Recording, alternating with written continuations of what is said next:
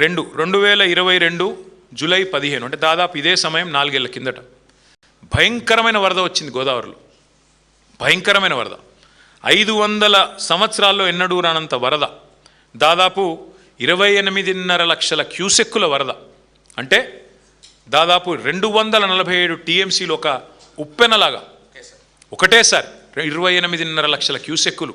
అంటే ఇలా కనబడే 1,00,000 క్యూసెక్కులు కాదు, దానికి 28.5 రెట్లు ఎక్కువ వరద వస్తే కూడా 4 ఏళ్ల కిందట 15 రోజులు వరుసగా వస్తే కూడా మేడిగడ్డ కొట్టుకపోలే. Highest flood in the history, 500 years of history Godavari. వరద వస్తే కూడా మేడిగడ్డ కొట్టుకపోలే, అన్నారంకేం కాలే, సుందిలకేం కాలే, బ్రహ్మాండంగా మరి పూర్తి స్థాయిలో తట్టుకొని నిలబడ్డది. అది మేడిగడ్డ కాదు, మేటిగడ్డ అని రుజువు చేసింది. మరి 247 టీఎంసీల వరద తట్టుకున్న మేడిగడ్డ కేవలం 9 టీఎంసీలు, 1,00,000 క్యూసెక్లే పోతున్నది. కేవలం 1,00,000 క్యూసెక్కులు అంటే 9 టీఎంసీలు పోతే తట్టుకోలేదా? మీరు అన్నారంలో సుందిలలో గ్రౌటింగ్ చేసిన మాట వాస్తవం కాదా? ఇంజనీర్లు చెప్తున్న మాట నీకు వినబడట్లేదా? ఇది వాస్తవం కాదని నేను అడుగుతా ఉన్నాను. అంటే ఈ సిగ్గు లేకుండా అసలు మేము బ్యారేజ్ మేడిగడ్డను ముట్టుమనే అంటలేం, గేట్లు దించుమనే అంటలేం. అది పోతున్నది 1,00,000 క్యూసెక్కులు. ఆనాడు మరి 15 రోజుల పాటు 247 టీఎంసీల నీళ్లు రోజు వచ్చినా తట్టుకున్న భద్రాచలం ఇవాళ 9 టీఎంసీలకు 1,00,000 క్యూసెక్కుల ప్రవాహానికి కొట్టుకపోతుందంటే నువ్వు పిచ్చోనివా మంచోనివా, నువ్వు ఏంటిది నువ్వు అనేది ఒకసారి రాష్ట్ర ప్రజలే, రాష్ట్ర రైతులే ఆలోచన చేయాలని చెప్పి నేను కోరుతాను. ఇది నా లెక్కలు కాదు, ఇది కూడా సిడబ్ల్యూసి లెక్క అని చెప్పి కూడా నేను మీకు విజ్ఞప్తి చేస్తా ఉన్నాను. అట్లాగే ఇంకొక మాట కూడా మీకు చెప్పాలి. ఇప్పుడు ప్రజల్ని భయపెట్టడానికి, ప్రజల్ని భయభ్రాంతులకు గురి చేయడానికి, కాళేశ్వరం మీద శరామామూలుగా బురద జల్లడానికి పనికి మాలిన మాటలు మాట్లాడుతున్నాడు. ఏమంటాడు?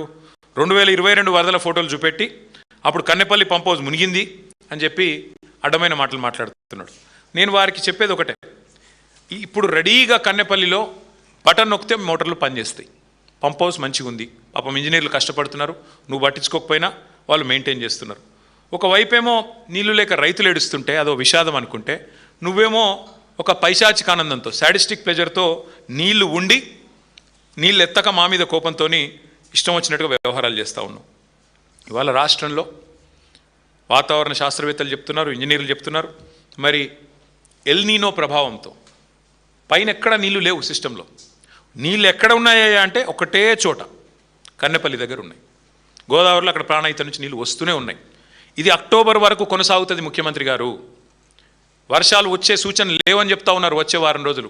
మేము అందుకే చెప్తా ఉన్నాం, మేడిగడ్డ బ్యారేజ్ ముట్టే అవసరం లేకుండా దానికి 14-15 కిలోమీటర్ల పైన ఉన్న కన్నెపల్లి పంప్ హౌజ్లో అక్కడ వచ్చే నీళ్లతో, ఇప్పుడు ఆడ 97 మీటర్ల మీద పోతున్నది, 93.5 మీటర్ల కాడ మీరు పంప్ హౌస్ చాలు చేస్తే చాలు, నీళ్లు అన్నారం పోతాయి, అన్నారం నుంచి సుందిల పోతాయి, సుందిల నుంచి ఎల్లంపల్లి, ఎల్లంపల్లి నుంచి మిడ్మానేరు, మొత్తం నేను చెప్పినట్టు అన్ని జలాశయాలు నింపొచ్చు. ఇది రాష్ట్ర రైతులు గ్రహించాలి. ఇది కాలం తెచ్చిన కరువు కాదు, ఇది కాంగ్రెస్ కక్షతోని మీ మీద రుద్దుతున్న కరువు అని రాష్ట్ర రైతన్నలు గుర్తించాలని చెప్పి నేను కోరుతా ఉన్నాను. ఒకవైపేమో రైతులు పంటలు కాపాడుకోవాలా, అప్పులు ఎట్లా తీర్చాలా అని తపన పడుతుంటే, కాంగ్రెస్ మాత్రం రాజకీయ కక్షల సెటిల్మెంట్లో బిజీగా ఉన్నది. ఇవాళ ఒక్క మాట మేము రేవంత్ రెడ్డి గారిని స్పష్టంగా సూటిగా అడుగుతా ఉన్నాం. నువ్వు అన్నట్టు సరే, ఒక్క నిమిషం నువ్వు చెప్పిన అబద్ధం నిజమే అనుకుందాం. కన్నపల్లి దగ్గర 1,00,000 క్యూసెక్కులు పోతున్నా నువ్వు లేవంటున్నావు, కనబడతలేదంటున్నావు, నిజమే అనుకుందాం. మరి కింద పట్టిసీమలో మోటార్ లాంచ్ చేసిండ్రు కదా, అదే గోదావరి నది మీద కింద ఆంధ్రాలో పట్టిసీమ లిఫ్ట్ ఇరిగేషన్ చాలు చేసిండ్రు కదా, కింద వాళ్ళు నీళ్ళు ఎత్తిపోసుకుంటున్నారు కదా, ఇది రైతులకు చూస్తలేరు అనుకుంటున్నావా? కింద ఆంధ్రప్రదేశ్ ప్రభుత్వానికి అదే గోదావరిలో నీళ్ళు ఎట్లు వస్తున్నాయి, పైన నువ్వు నీళ్లు లేవని అబద్ధం ఎట్లా చెప్తా ఉన్నావు? ఇది రైతులు కూడా గ్రహించాలి, రైతులు కూడా ఆలోచించాలని చెప్పి కూడా నేను కోరుతా ఉన్నాను. ఇవాళ రైతులకు అర్థమైంది కాబట్టి శాపనార్థాలు పెడుతున్నారు. ఈ ప్రభుత్వం దుర్మార్గమైన ప్రభుత్వం, కక్ష తీర్చుకుంటున్నది. 31 నెలలు అయింది అధికారంలోకి వచ్చి. ఒక రైతు గొప్పగా చెప్పినాడు, ఒక రైతన్న, నేను చూసిన వీడియో, అది ఎంత గొప్పగా చెప్పిండంటే, అవునయా కేసీఆర్ గంత పెద్ద ప్రాజెక్ట్ 4 ఏళ్లలో కట్టిండు, మీరు 4 దశాబ్దాలు శ్రీరామ్ సాగర్ కట్టిరు, 5 దశాబ్దాలు కట్టిరు, కానీ కేసీఆర్ అంతకంటే పెద్ద ప్రాజెక్టు 4 ఏళ్లలో కట్టిండు. కట్టినాక ఏదో చిన్న ప్రాబ్లం వచ్చింది, వస్తే నీకు సదరొస్తలేదా? ఆడ సిమెంట్ లేదా, సుతారీలు లేరా, నీకు ఇంజనీర్లు లేరా అని చెప్పి నిలదీసిండు ఒక సామాన్య రైతు. అది తట్టుకోలేక ఫ్రస్ట్రేషన్లో ఉన్నాడు రేవంత్ రెడ్డి గారు. దిక్కుమాలిన డైలాగులు కొడుతున్నాడు.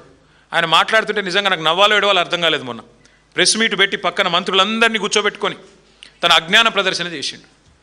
కాళేశ్వరం ప్రాజెక్టు ఆయనకు నిజంగా తల తోక ఏది తెలియదని మళ్ళొకసారి అర్థమైంది. ఏమంటాడు ఆ రోజు? వరద నీటిని ఎత్తిపోయడానికే కదా కాళేశ్వరం అని మాట్లాడుతున్నాడు. రేవంత్ రెడ్డి గారు మీకు మళ్ళొకసారి చెప్తున్నా, దయచేసి వినండి, విని తెలుసుకోండి. పోనీ నేను చెప్పేది వినడం మీకు ఇష్టం లేకపోతే, మా పార్టీ వాళ్ళు చెప్పేది వినడం మీకు ఇష్టం లేకపోతే, దయచేసి మీ ఇంజనీర్లను పిలిపించుకొని ట్యూషన్ చెప్పించుకో. కాళేశ్వరం ఎంత గొప్ప ప్రాజెక్ట్ అంటే, కాళేశ్వరం ఎంత గొప్ప ప్రాజెక్ట్ అంటే 3 రకాల పరిస్థితులను కూడా సద్వినియోగం చేసుకునే ఒక అద్భుతమైన ప్రాజెక్ట్ కాళేశ్వరం. ఎక్సెస్ రెయిన్ఫాల్ ఉంటే, నార్మల్ కంటే అధిక వర్షపాతం నమోదైతే, ఫ్లడ్ వస్తే శ్రీరామ్ సాగర్ నుంచే ఫ్లడ్ ఫ్లో కెనాల్ ద్వారా డైరెక్ట్గా మిడ్మానేర్కి వస్తాయి నీళ్లు. మిడ్మానేర్ నుంచి గోదావరి నీళ్లను పైకి లిఫ్ట్ చేసుకోవచ్చు. సస్యశ్యామలంగా రాష్ట్రం మొత్తం ఉంటుంది. ఇది ఒక తరీకా. రెండో తరీకా ఏంది? ఎక్సెస్ రెయిన్ఫాల్ కాకుండా నార్మల్ రెయిన్ఫాల్ ఉంటే, సాధారణ వర్షపాతం ఉంటే మీకు ఎస్ఆర్ఎస్పి నుండి కాకతీయ కాలువ ద్వారా ఇంకా కిందికి కడెం నుంచి కిందికి ఎల్లంపల్లికి నీళ్ళు వస్తాయి. అక్కడి నుంచి నీళ్ళు ఎత్తిపోసుకోవచ్చు. ఒకవేళ ఈ రోజున్న పరిస్థితి ఉండి కరువు వచ్చి ఎల్నీలో లాంటి పరిస్థితులు వచ్చి వర్షపాతం లేని పరిస్థితిలో ఉంటే అప్పుడు కూడా ఎక్కడ నీళ్లుంటాయని దేవులాడి దుర్బిని పట్టుకొని వ్యాప్కోస్ లాంటి సంస్థ కప్పచెప్పి దేవులాడి వెతుకులాడి పట్టుకున్న పాయింట్ కాళేశ్వరం. ఆ కాళేశ్వరం పాయింట్లో కన్నెపల్లి పంప్ హౌస్ దగ్గర ఎంత వరస్ట్ సిచ్యువేషన్లో కూడా ఇవాళ కూడా 9 టీఎంసీల నీళ్లు కిందికి పోతున్నాయి. 9 టీఎంసీలు అంటే మీ అంచనా కోసం చెప్తున్నా, 9 హుస్సేన్ సాగర్లతో సమానం. గన్ని నీళ్ళు ఉత్తా కిందికి పోతున్నాయి రోజు, ఎవ్రీడే. ఇది అక్టోబర్ దాకా పారుతూనే ఉంటాయి. రేవంత్ రెడ్డి గారు దయచేసి మా మీద కక్ష ఉంటే కేసులు పెట్టు, మా మీద కక్ష ఉంటే మమ్మల్ని బూతులు తిట్టు, మా మీద కక్ష ఉంటే ఇంకా రోత మాటలు మాట్లాడు, మాకేం పర్వాలేదు, అలవాటైపోయింది.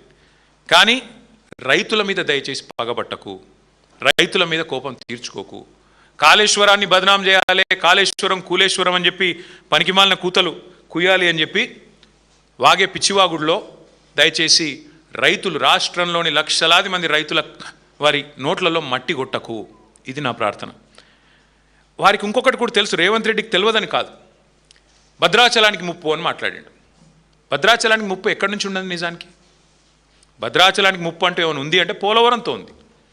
పోలవరం హైట్ పెంచితే, అందుకే కదా మా ఖమ్మం జిల్లాలోని 5 మండలాలు 7 మండలాలు తీసుకొని పోయి బలవంతంగా కలిపింది బీజేపీ ఆంధ్రాలో. పోలవరం ముప్పు కోసమే కదా మా భద్రాచలం కాన్స్టిట్యున్సీలో, పక్కన అసరావుపేట కాన్స్టిట్యున్సీలో తీసుకొని పోయి ఆ మండలాలని 7 మండలాలు కలుపుకున్న మాట వాస్తవం కాదా? నీకు తెలియదా? నువ్వు గట్టిగా పోలవరం గురించి మాట్లాడితే గురువు గారికి కోపం వస్తుందనా? ఎక్కడి నుంచి ఉంది ముప్పు నిజానికి భద్రాచలానికి? ముప్పు అంటూ ఉంటే ఇవాళ భద్రాచలానికి అది ఖచ్చితంగా పోలవరం హైట్తోనే ఉంది తప్ప ఇంకో దాంతో లేదు. అందుకే మా హరీష్ రావు గారు భద్రాచలం పోలవరం అథారిటీకి ఫిర్యాదు చేస్తే కేంద్రం స్పందించి, ఎందుకంటే భద్రాచలం మునుగుతుందేమో ఈ హైట్తో అని చెప్పి ఫిర్యాదు చేస్తే కేంద్రం స్పందించి సర్వేలకు టీంలు పంపింది. ఇవాళ విచిత్రం ఏంటంటే ఏ రాష్ట్ర ముఖ్యమంత్రి అయినా తన ప్రయోజనాల కోసం, తన రాష్ట్ర ప్రయోజనాల కోసం గట్టిగా మాట్లాడతాడు. ఆంధ్రప్రదేశ్ ముఖ్యమంత్రి ఆంధ్రప్రదేశ్ ప్రయోజనాల కోసం కొట్లాడతాడు. తెలంగాణ